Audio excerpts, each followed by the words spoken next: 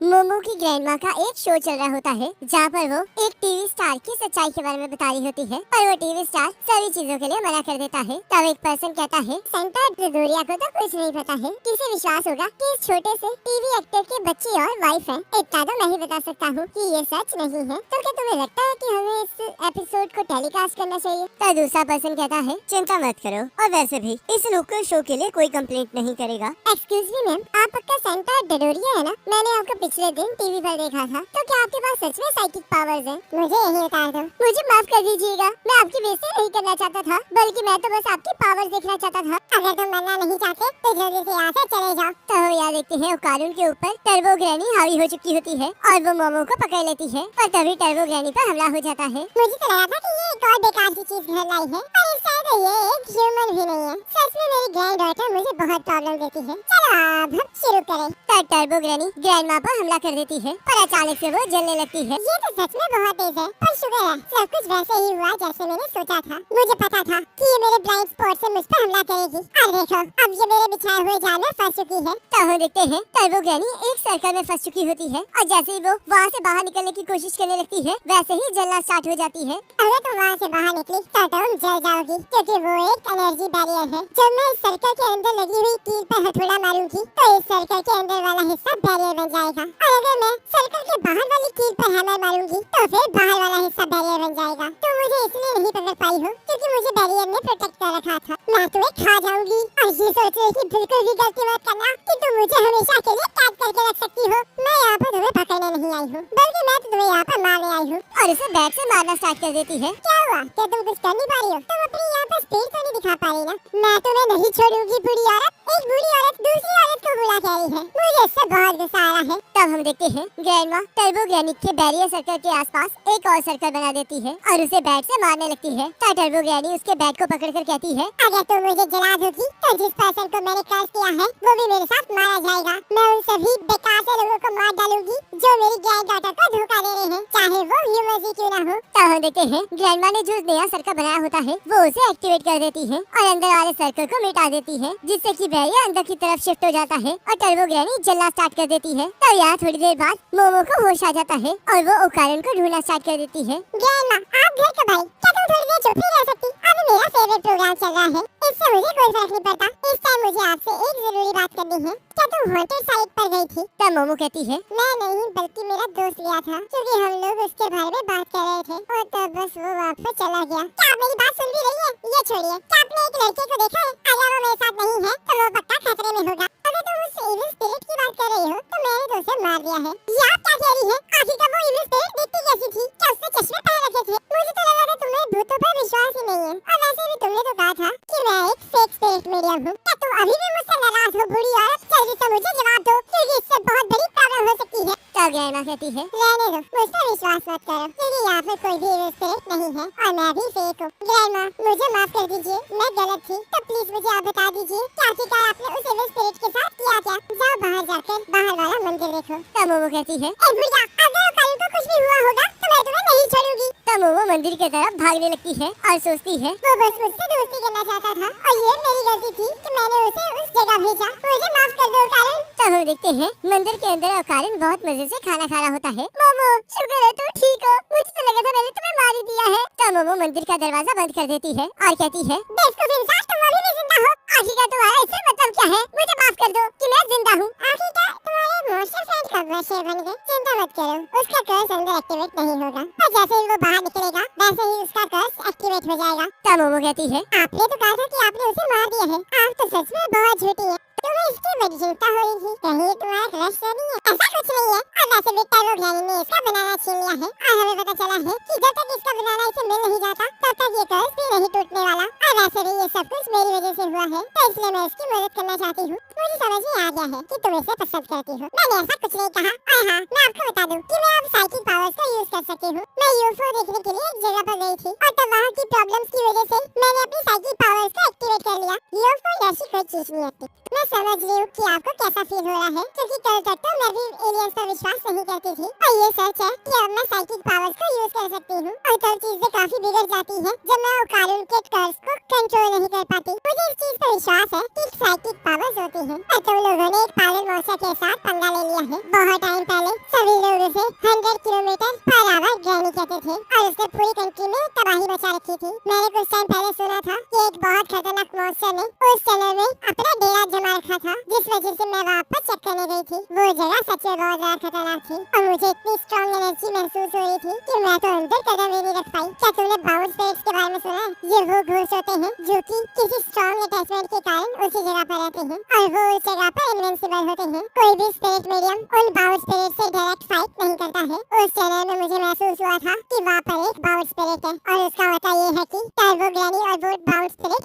एक हो गए हैं। मेरे हिसाब से तुम्हें उससे नहीं लड़ना चाहिए, क्योंकि मैं अपनी प्यारी ग्रैंड डॉटर को खोना नहीं चाहती। तुम इसमें डायरेक्टली इन्वॉल्व नहीं हो, तो इसलिए उस लड़के को भूल जाओ। मेरे ख्याल से तो तुम्हें अपनी नॉर्मल लाइफ पर फोकस करना चाहिए। क्या मोमो कहती है? अगर मेरा फेवरेट एक्टर कैन इस सिचुएशन में होता तो वो क्या करता? जब भी मैं किसी मुसीबत में फंसती हूँ तब मैं सिर्फ यही सोचती हूँ और मुझे कभी भी इस चीज का पछतावा नहीं हुआ है। तो इसलिए अगर कैन यहाँ पर होता तो वो इसे बचाने के लिए अपना 100% देता। तो इसलिए मैं भी ऐसा ही करूँगी। तब ग्रैंडमा कहती है, तुम कैन की बातें कर रही हो, जिसका मतलब तुम इस लड़के को बहुत ज्यादा पसंद करती हो। ऐसा कुछ नहीं है, मैं इसके बारे में बिल्कुल बात नहीं कर रही। देखो लड़के, ये अपनी फीलिंग्स को एक्सप्रेस कर रही है। आगे क्या तुम्हें कैसा फील हो रहा है? मैं इसके बारे में बात नहीं कर रही थी, बल्कि मैं अपने फेवरेट एक्टर के बारे में बात कर रही थी। तब ग्रैंडमा कहती है, ठीक है, अगर तुम चाहती हो तो तुम इसकी मदद कर सकती हो। तो इसलिए हम टर्बो ग्रैनी के साथ पकड़म पकड़ाई खेलना। उस मॉन्स्टर को अपनी स्पीड पर पूरा भरोसा है, तो इसलिए अगर तुम उसे गुस्सा दिलाओगी तो वो पक्का इस चीज के लिए मान जाएगी। और यहाँ पर एक प्रॉब्लम है, बाउंस स्पिरिट की टेरिटरी शोलो सिटी में है, तो इसलिए तुम्हें टर्बो ग्रैनी को बिना अपने आप को पकड़वाए सिटी से बाहर लाना होगा। तो अगर तुम उसे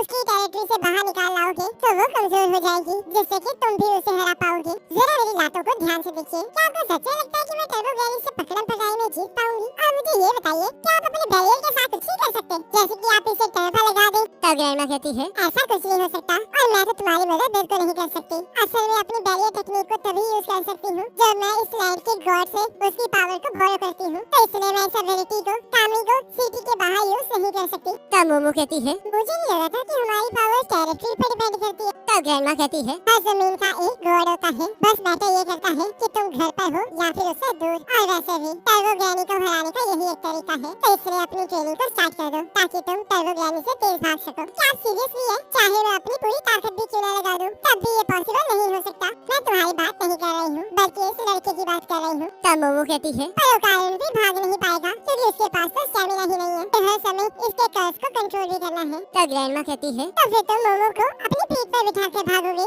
मोमो आखिरकार तुम्हारा वेट कितना होगा? क्या तुम्हारे मरने का मूड है? ये इम्पॉसिबल है क्योंकि मैं अपने कर्स की मदद से सिर्फ 2 ही बार फुल स्पीड से भाग सकता हूँ। तो फिर तुम अपने आप को इस तरह ट्रेन करो कि तुम हर टाइम फुल स्पीड से भाग सको। तो चलो है, अभी इसी time 100 pushups, 100 sit-ups, 100 back extensions और 100 स्क्वाट्स करो। और मोमो, तुम भी अपनी साइकिल पावर का लेवल बढ़ाओ। इसमें मैं तुम लोगों की मदद नहीं कर सकती, तो इसलिए मैं तुम्हें ट्रेन करूंगी ताकि तुम लोग ताकतवर बन सको। तो इसलिए अब जाकर सो जाओ, बाकी की बातें हम कल करेंगे। तो कारून कहता है, तुम्हारी ग्रैंडमा बहुत यंग है। और मोमो, मैं माफी चाहता हूँ, जब हम उस बड़े मॉन्स्टर से लड़ रहे थे तब मैं सिर्फ अपने बारे में सोच रहा था, तो इसलिए सॉरी। और तुम वैसी नहीं हो, तुमने मुझे बचाया और ऊपर से उस मॉन्स्टर को हराया भी है, तो इसलिए अगर ऐसी चीज दोबारा से होगी तो मैं भी अपने डर का सामना करूंगा और तुम्हें बचाऊंगा। तो प्लीज मुझ पर अपना भरोसा मत खोना, प्लीज मेरी फ्रेंड बने रहना। चिंता मत करो, ऐसा कुछ नहीं होने वाला, तुम कुछ ज्यादा ही सोच रहे हो। तो आखिरकार तुमने पहले मेरे मुंह पर दरवाजा क्यों बंद कर दिया था? वो तो बस ऐसे ही। देखा, मैं इसी के बारे में बात कर रहा था कि तुम्हें मुझ पर बिल्कुल विश्वास नहीं है। मैंने तुम्हें पहले ही कहा है कि ऐसा कुछ नहीं है, और अगर तुम ऐसे ही बातों का बतंगड़ बनाते रहोगे तो मैं अभी तुम पर विश्वास करना छोड़ दूंगी।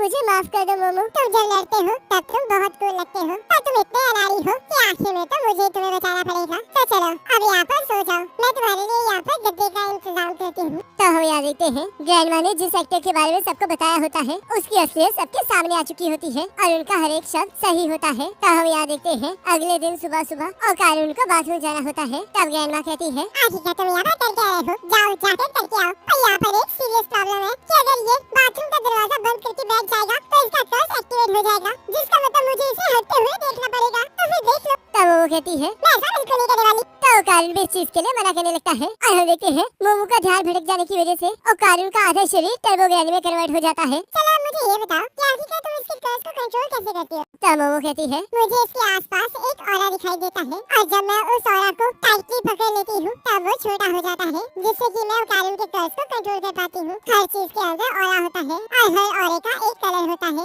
जैसे कि इन पत्थरों के अंदर भी ऑरा है और मैं इसके ऑरा को पकड़कर इसे मूव करवा सकती हूँ। पर मैं अभी ये सिर्फ कम रेंज में ही कर सकती हूँ। मुझे तो लगा था कि साइड पावर बहुत ज्यादा फ्लेक्सिबल होती है, पर यहाँ पर तो सब कुछ बहुत ज्यादा रिस्ट्रिक्टेड हो रखा है। तब मोमो कहती है, जब मेरी पावर जागी थी तब मुझे बहुत ज्यादा पावर फील हुई थी। तब मुझे ऐसे लगा था जैसे कि मैं अपने विजन्स को रियलिटी में कन्वर्ट कर सकती हूँ, या फिर मैं ये कहूँ कि मैं इनविंसिबल हूँ। पर वो फीलिंग बहुत जल्दी खत्म हो गई और अब मैं सिर्फ ऑरास को पकड़ सकती हूँ। तब ग्रैंडमा कहती है, मोमो अपनी आंखों को बंद करो, पर तुम ज्यादा ही डिपेंड हो रही हो, तो इसलिए अपनी 5 सेंसेस का यूज करो। जैसे कि तुम ऑरास को तो पकड़ ही सकती हो, तो तुम उसे आंखें बंद करके टच भी कर पाओगी। जब तुम आंखों को बंद करोगी तब तुम अपनी स्किन के आसपास ऑरा को फील करने की कोशिश करना। तब मोमो ऐसा करने लगती है और हम देखते हैं इसका कोई फायदा नहीं होता। अब हद पार होने वाली है, मैं इससे ज्यादा खुद को नहीं रोक पाऊंगा। तब ग्रैंडमा कहती है, तो मोमो आखिरकार तुम क्या करने वाली हो, क्योंकि बहुत जल्द इसके सफर का पाथ टूटने वाला है। मैं नहीं चाहता कि तुम मुझे हकते हुए देखो और मैं अपनी पैंट में भी नहीं हकना चाहता, तो इसलिए मैं जा रहा हूँ। तो ओकारुन घर के अंदर जाने लगता है और मोमो उसे अपना बाथरूम यूज करने से रोकने लगती है और तब ग्रैंडमा भी मोमो का साथ देने लगती है। पर हम देखते हैं ओकारुन किसी तरह बाथरूम में पहुँच जाता है और हम देखते हैं